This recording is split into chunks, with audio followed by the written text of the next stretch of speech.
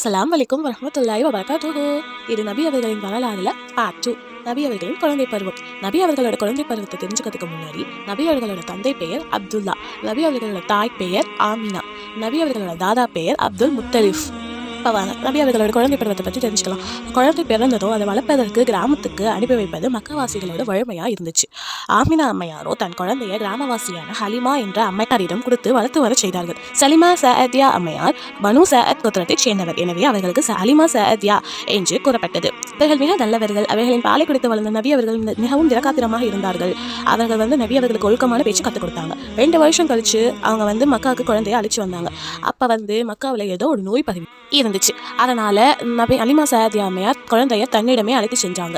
அதுக்கப்புறம் நபி அவர்களோட 4 வயது அப்போ ஆமினா அம்மையார் கிட்ட கொண்டு வந்து கொடுத்தாங்க.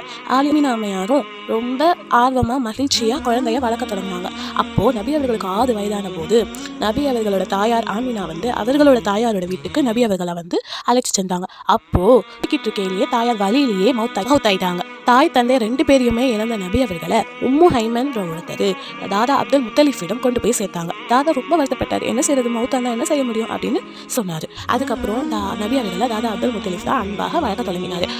நபி அவர்களோட வளர்ப்பை பற்றி நம்ம நெக்ஸ்ட் வீடியோவில் பார்க்கலாம். தேங்க்ஸ் ஃபார் வாட்சிங். சப்ஸ்கிரைப் ஃபார் நபி அவர்களின் வளர்ப்பு.